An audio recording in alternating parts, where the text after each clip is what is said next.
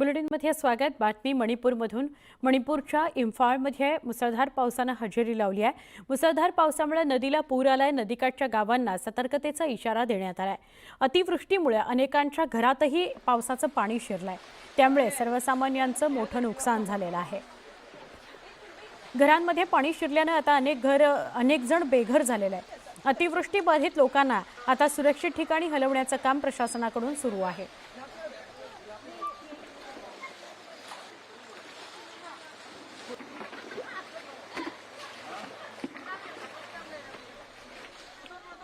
तर सिक्कीमच्या मंगनमध्ये पूर परिस्थिती उद्भवली आहे। काही ठिकाणी तर मुसळधार पाऊस पडतोय। नदी नाल्यांना पूरच आलाय। मुसळधार पाऊस, भूस्खलन, पूर यामुळे ईशान्येकडील राज्यात तिहेरी संकट आहे। मंगनमध्ये नदीच्या पाणी पातळीत वाढ झाली आहे, तर भूस्खलन झाल्याने पुलाचं नुकसान झालेलं आहे।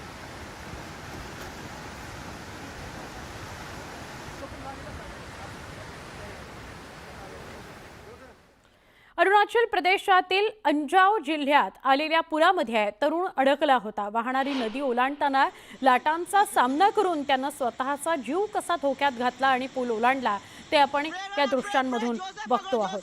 खालून वेगाने वाहणारे पाणी आणि त्यावरून दोरीच्या पुलावरून जीव धोक्यात घालून पूल ओलांडताना पाहून अनेकांच्या काळजाचा थरकाप उडालेला आहे।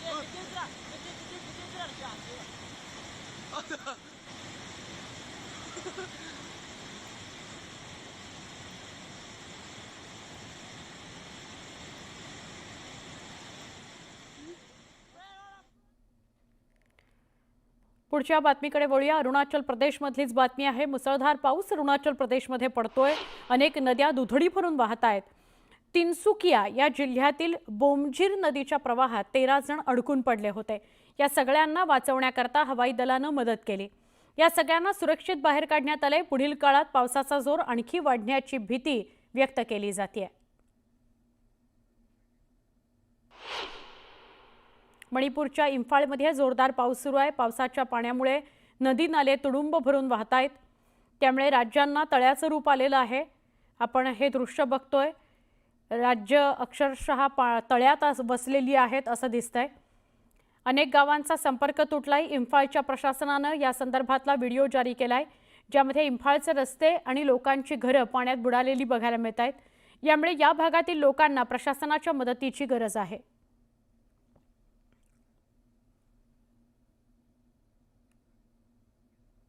आसामच्या लखीमपूरमधील अनेक भागांना बेटाचंच रूप आलंय। रस्त्यांवर मोठ्या प्रमाणात पाणी आहे आणि ते पाणी किती आहे याचा अंदाज लावणं सुद्धा कठीण आहे। ज्या भागात रस्ता आहे त्या भागात सुद्धा आता नदी वाहते की काय असं म्हणता येईल। जोरदार पावसामुळे लोकांच्या घरांमध्ये पाणी शिरलंय, त्यामुळे लोकांना नाईलाजास्तव आपली घरं सोडण्याची वेळ आली आहे। दरम्यान लोकांना एका ठिकाणाहून दुसऱ्या ठिकाणी जाण्याकरता केवळ होडीचीच मदत घ्यावी लागते। टॉप 18 प्रायोजक डिफेन्स करियर अकॅडमी।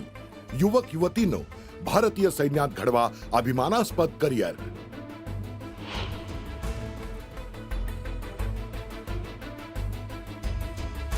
मुसळधार पाऊस आणि बदलत्या वातावरणाचा बेदाण्याला फटका। लासलगाव निफाड भागातील हजारो क्विंटल बेदाणा भिजून खराब।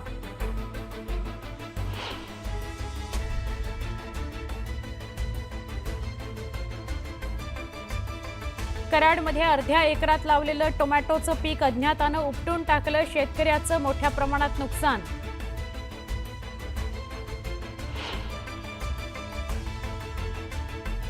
सोलापूरच्या उजनी धरणाची पाणी पातळी 45 वर्षात पहिल्यांदा मे महिन्यात जिवंत साठ्यात। सध्या धरणात 78 टीएमसी पाणी साठा उपलब्ध।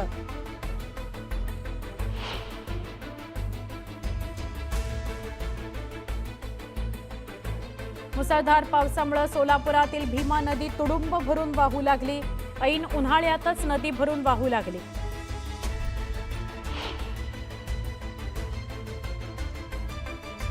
चंद्रपूर जिल्ह्यात दाखल झालेल्या रानटी हत्तींवर नजर ठेवण्याकरता वनविभागानं त्रिस्तरीय पथकांची केली निर्मिती। थर्मल ड्रोन आणि थर्मल कॅमेऱ्यांच्या मदतीनं हत्तींच्या हालचालींचा अंदाज।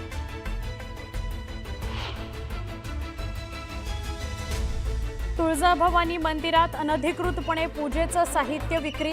21 पूजेची ताटं आणि फळांचे कॅरेट जप्त.